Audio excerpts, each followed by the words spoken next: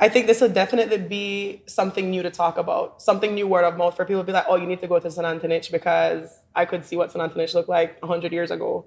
Or they have an artifact in there that maybe might be real, but might also be a 3D print. Like it definitely gives you something to be on your toes about. So I'm actually really excited. I'm going to need a list of all of the sites with the information center so that I could go in there myself and be like, that looks a little fishy.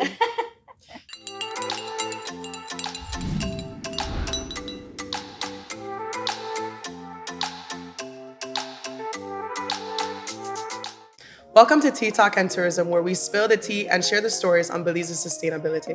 I'm your host, Brianna Boyd, and today we are here with Rumari Ku from the Institute of Archaeology. She's been out in the field, in the classrooms, and now she's here with us, sharing how technology is reshaping how we connect with our Belizean heritage. So grab your favorite brew, get comfy, and let's journey through our history, digitally, of course. So Rumari, how are we doing today before we get started? We're good. We're doing good. It's really nice being here.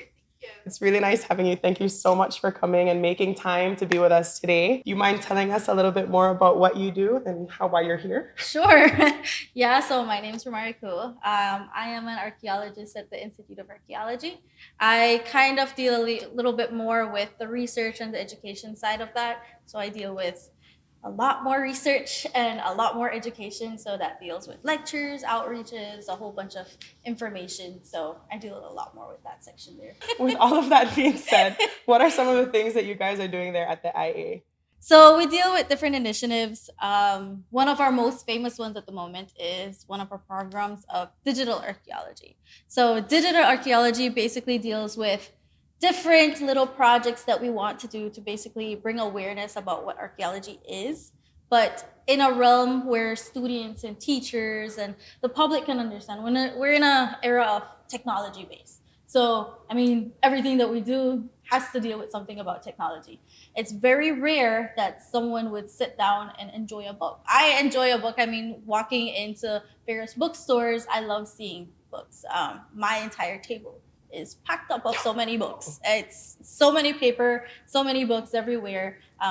We have a library at our workstation, and I just walk in and I'm like, taking this one, taking another one. The same way, when I go to different bookstores, I kind of feel like I'm in a kid in a candy store. Yes. Oh my gosh. So when it comes to, I guess, understanding what archaeology is, because I feel like a lot of people know what archaeology is, and then putting digital in front of it is probably like, oh, that's straightforward. But for those who aren't really fully aware of what digital archaeology is and what it can do for Belize, can you kind of give us more in layman's terms, more understanding of what actually digital archaeology is? So when our team started this whole journey in digital archaeology, I think it started about 2-3 years ago. We saw that a lot of people that were interacting with archaeology, when we had basic conversations with them, we understood that they don't usually go to visit their museums or go and visit a visitor center. And when they do, they're like, oh, it's just so much reading. And when you visit sites, a lot of people don't go with tour guides. Yeah. So we wanted to make sure that information is still being accessible. There's the common misconception about, oh, all of these things that are coming out during excavation, they're never in Belize. It's always a struggle that we deal with. So what our team decided is that we wanted to educate the public, but let them understand that there's ways of learning. Instead of reading a book, it always is the best way for information, but when research projects come in, it's understanding the terminology that comes in that. And we wanted to make sure that everyone could understand it. You have different types of learners, and we wanted to make sure we access these types of learners. So during our digital archaeology program, we expanded and we started digitizing artifacts. Nice. So there's a lot of pieces in Belize's national collection that not everyone has access to. So it's really nice, but it's very exclusive because of the sensitivity of the pieces. I would really want to know, how are you guys digitalizing these pieces? Yeah, definitely. So we use different programs. Currently, what we are doing is that we use an iPad for the moment, because our teams are everywhere. We're always moving. Exactly. Something like this? Something like that. So it's very handy. We use it everywhere we go. Our team is never just one area. We're always on the go. And pieces are always in Belize. So we want to make sure we're able to digitize them for research purposes, but education purposes. So how is that transforming heritage preservation here in Belize? I know that you're saying you're using iPads, but how exactly are we using them? I heard a lot about GIS and 3D printing and stuff like that. So how are we using that in Belize? So through the iPads, we use a program called Polycamp. Of course, it's a subscription, it's a whole training. What our team did is, when we first heard about it, we were like, yes, that's gonna help us take archaeology into a new realm. So a lot of these pieces, they're not up for the public. So we took a training on our own. We're basically self-taught. And that's crazy. Yeah, it took a while, which is why it's been an adventure for about 3 years, because it's not only for artifacts, we do it for architecture. So LiDAR is a really nice thing where we can use. It's a light detection one. So that through that program, we're able to take images and scans of a specific room or a specific frame, and from there we can digitize that and create a 3D replica where it creates a little bit more interactive with the people. That sounds cool. That sounds really cool. Definitely, because it brought out a new realm of research, but a new realm of education. So the Jade Head is our most famous one. It's a national collection, and it's very much of security. So not everyone has access to that. I almost said you should have brought it with you. I know. Just that entire day, just to create a 3D model of that was an adventure, because the security that it holds, not everyone can take it out whenever you want. That's why it's not in a museum. It's in a condition that it needs to be secured. So that whole digitizing was an adventure, because we had it only for a certain amount of hours, and we needed to make sure that security was always present. Of course, we handle artifacts, so we know how to manage artifacts. So when we did it, what you do with the program is that you take a total of about 300 to probably 400 photos of a single piece. So this is an all 360, and you make sure you get every little crevice, every little speck in the specific object. And from there, we're able to create a scan. The program scans it and duplicates and replicates what it needs to be done, and then it merges it into one image. So now, because of our partnerships that we've made with education, we've allowed kids to be able to interact with these pieces. They can't see this. There's a lot of kids that we met when we did a whole educational tour that they didn't even know how the Jade Head looked. It was something really sad. We're able to bring that to them, and they're able to learn more about the Jade Head that they had never even seen in public. That would have been my follow-up question, is that what are we doing, or what are you guys doing in regards to involving youth and stuff like that? Because I believe that experience is based on perspective. And I think it's amazing that you guys are already putting kids in the what's the word? In the space where they're able to get a new perspective and kind of be like, oh, I think I want to be an archaeologist when I get older, or I want to work with archaeologists when I get older, something of that nature. So I am very excited to hear that. But what's the big plan for it? Like, what's the big plan for all of this? Like implementing digital archaeology, we're getting the youth involved. When it comes to tourism, are there any big plans? Are we getting the youth involved in that as well? How are we doing that? Yeah, so one of the things, and personally, that's at least a goal very close to my heart, at least.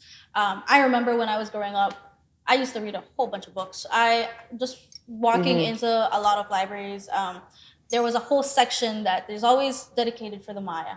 You would always find me in that section just reading a whole bunch of books. I went to my university. I do not even remember how many books I stole from my university, because I was like, I really love this, and I was like, I'm just taking this. So I was like, since I was a student here, I'm allowed to take this. So I would take my books home. I still have a whole bunch of them there, but they're at work, so they're put to use. But I remember we didn't have information like this, and it took some time to actually read and understand what these books were saying.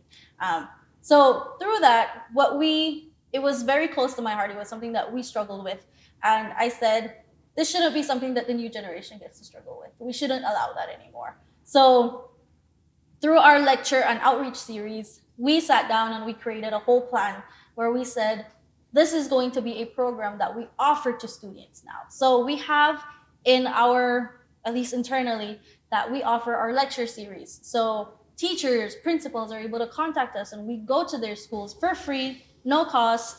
We go there and we hold a whole lecture for them. One of the new things that we were able to add last year is that we added our digital archaeology program. So these kids are able to learn how to digitize pieces, so it doesn't have to be artifacts. The reason why it's a very important program is it teaches you that archaeology is not only just digging. It's not only excavating. There's so much research that you can do within the realm of archaeology. Perfect example, my coworkers, we all have our little nicks that we like to do.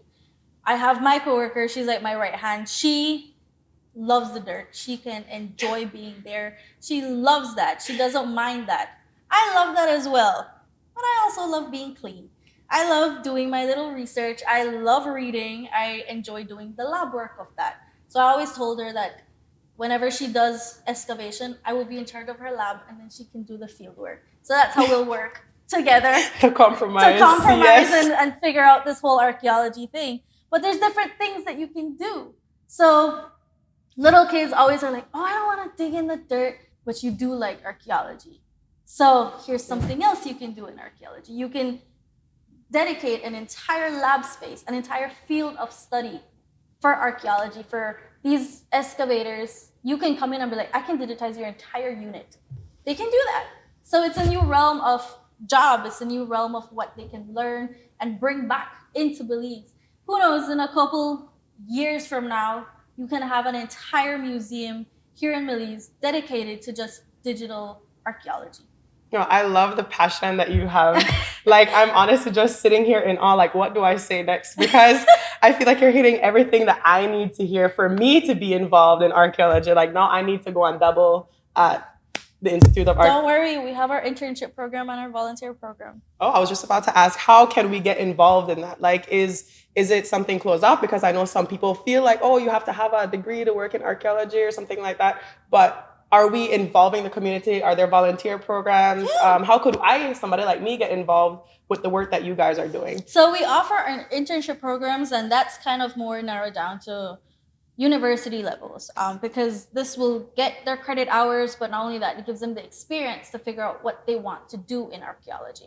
There's always, as I mentioned, it's never just digging in the dirt. You can do ceramics, you can do bottles. I mean, entire Belize City has a historical context. So it's important that when we deal with archaeology, we want to know how we're going to conserve these buildings here. We want to know how we're going to deal with the colonial side of that. So there's different realms in that. So we offer different guidance. So we have our volunteer program where kids come in and they get to learn, oh, this is how we do lab work. This is how we deal with ceramics. This is how we deal with excavating. So they get to learn different nicks that they can do. Actually, a couple, probably 2 months ago, we had a individual come in and he did internship, did his full time with us, and he was able to connect with a research program where he got to do excavation work there. So there are opportunities that people can join, and I think he did a whole digitizing of his units where he learned digital archaeology and he got to put it into practice at his field. This episode of Tea Talk and Tourism is brought to you by our friends at Bricks and Books Cafe. More than just fresh coffee, soothing teas, and sweet treats, it's a community space. On the second floor, you'll find their bookstore, filled with hidden gems. And on the third floor is their gallery space that you can rent out for special events and gatherings. So the next time you're in Belize City, make sure you stop at Bricks and Books on Regent Street, where sips, stories, and spaces come together. So how are these tools transforming our heritage preservation and protecting the culture? Or not the culture, but the heritage and climate change? Because there is a lot going on when it comes to warming of the seas and stuff like that. So how does all of that correlate back to what's happening in the jungles? Yeah, there's a lot of, currently Belize houses about 30 projects per year. Belizeans always work on these projects, so they get that experience of learning what's in their backyard and how to take care of it as well. So different projects that happen in the jungle, we want to make sure that they're being conserved. So classic site, there is a site in the Belmopan area. I think a couple months ago it became public. It's known to the public. It's not open for the public. Reason why is because it's open for research at the moment. So it's the Rivera site. because of how land is being cleared, our goal at the Institute is to make sure that basically, which is why I love our slogan, preserving the past for the future. It's absolutely beautiful. I love that. I put it in everything, in my proposals and anything that I need to do, because it sums up who we are. What happened at the site of Rivera is that people wanted to buy land, and we noticed that there was a whole site there. So we had to make sure that that's getting conserved. So through LiDAR, which is digital archaeology, we were able to create a whole scan of the entire site to understand how big the site was and what really was there. So you get house mounds, you get plazas, residential areas, where now we're able to say there is something here. It's for Beaumont, it's for Belize, but you're able to conserve that through different initiatives. We are able to conserve the site now. So it's for the public, but it's for research at the moment, so the public can enjoy it in a couple of years. Well, I want to be one of the first people from the public going to that. Now that we're talking about sites, I kind of want to rally in. I read the press release recently about the findings at Caracol.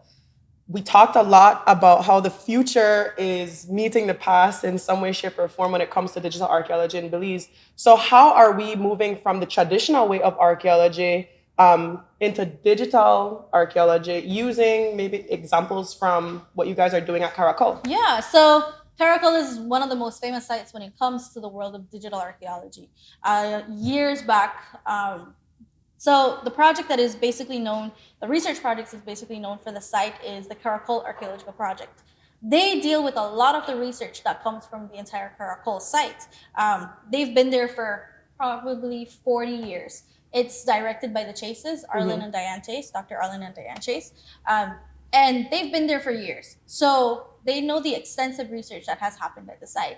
And as everyone knows now, earlier this year, the press release came out about the findings of the site, which was a big deal for Belize, but a bigger deal for the site because it filled in a history gap that they needed. Through that, they were able to incorporate digital archaeology in that. So years back, they were able to get a LiDAR scan to understand the site size. So what we see today is only your elite residential area. The site of Caracol spans way outside of that. So as you have like Belize City, you have your little roads stretching all over to go to Orange Walk, you have some to go to Belmont, you have them all over. Those were the roads that they would have had back then. Those are what they call their causeways. So Caracol, through LiDAR, we were able to understand that Caracol is a bigger site. With the new finding that they got, we were able to digitize their tomb. So it's a big deal because the tomb itself held so many nice pieces. I mean, of course, they're now on Facebook. You get to see them online. But our team, as soon as those pieces started coming out, our team was able to digitize all of these little pieces. It's important because these pieces had never seen sunlight. They were buried for so many years. As soon as it hits sunlight, it can be affected through that. Wow. So we wanted to make sure that these pieces are being conserved and properly managed. Through that, we were able to create scans of these pieces. I think they're currently being done. We've already done a couple of number of them, but we want to make sure we get the entire collection. So we're able to digitize them, and now people will be able to see these pieces in a 3D scan, a 3D model. They can be taken out for outreaches. So schools will be able to see that all of these pieces are coming out, and these are beautiful pieces. These are no longer just paintings. These are carved, molded pieces, meaning that I think there was a whole lid that had the head of a macaw. Wow. And that was beautifully designed. So imagine getting the feeling of that shape of a macaw head in a ceramic. That goes to show how digital archaeology can expand more within the realm of education. How will these innovations benefit the tourism sector? Like, listening to you speak about this, all I'm thinking about is one day going to maybe San Antonio or Lamanai and just putting my phone out and seeing what it used to be back in the day. Like, maybe I'm putting my foot in my mouth here, but is that something that you guys are working on when it comes to digital archaeology, implementing these, being able to see the research and the 3D prints via their phone or their iPads or something like that? So we take digital archaeology, and it's a whole program of its own. So we want to make sure that we're giving attention everywhere where it's needed. So there are different sites in Belize that have what we call visitor centers. Okay. And it's currently our program that we want to introduce new items and new designs into each visitor center. So if you see a building, a structure, perfect example, the site of Lamanai has various construction sections of that. So meaning that the Maya built a design, then a couple years later, they were like, I don't like this anymore, built a separate design on top of it. So they had different construction phases. We want to make sure that people get to learn these different construction phases. Through that, we incorporate digital archaeology, which means we can sketch that out. We can get a visual of that.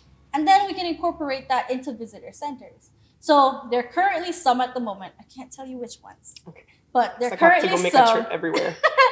That we have made 3D prints of some of the pieces in there. And we have taken the authentic ones and placed in 3D prints in there. And have people been noticing that they're 3D prints? No one has noticed, thank goodness.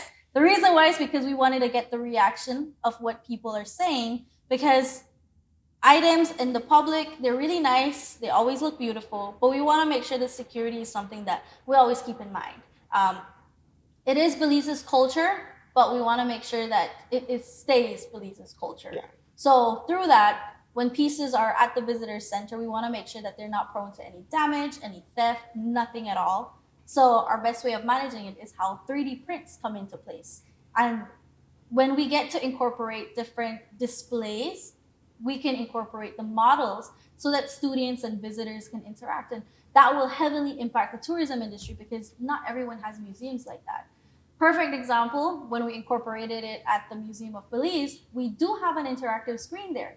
And so far, everyone has just been loving it. They love that they get to see these pieces up close. One thing is seeing it behind the display case. Another thing is seeing it within the screen that you can turn around, play with it, get more information from that.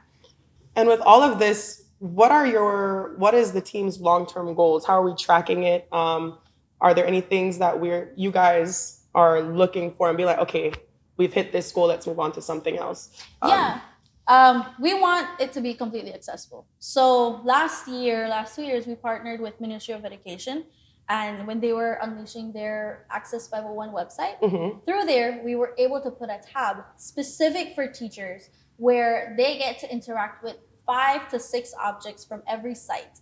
So if they teach about Maya archaeology and when they want to focus on the site of Lamanai, you have an entire collection of artifacts there so that you can teach your kids about pottery. What was that website? Access 501. Okay. Yeah. I have to go check that out later because I didn't even know that was an option. It's a really nice tool that teachers can use. It's always our goal to make information accessible for schools. So that is how, at least we've known that we've done that part there. We keep adding on so that teachers can always have something new. But we want to get the awareness for Belize. So there are different lectures and programs that happen countrywide that we can speak about digital archaeology. Wouldn't it be so cool that in a museum outside from here, they start teaching about the frieze at El Castillo, but of course you can't see it, but they get access through it through a 3D scan. They get to learn more about Belize, not from here, but all the way from abroad. And they're like, okay, I want to come see the frieze now because I've seen it digitally, but I want to see it in person. And It brings in tourism back here.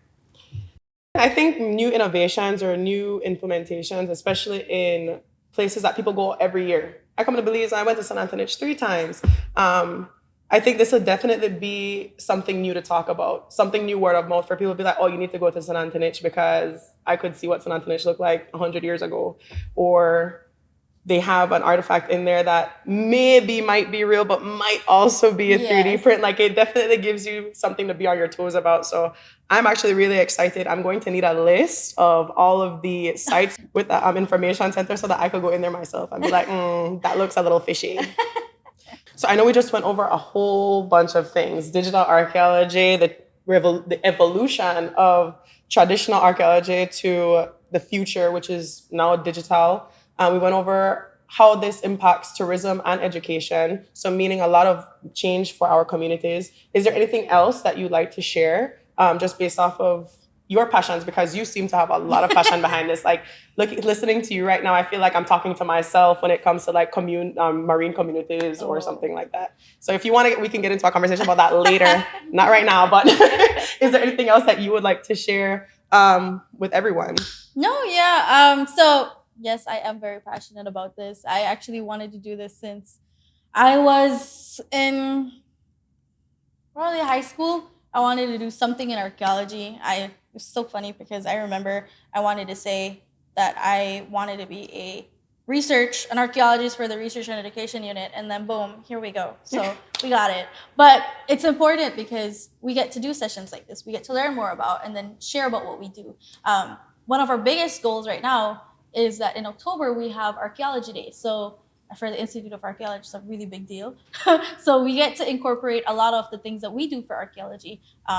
But in October, I think it's the 17th of October. I was just about to ask you what day in October.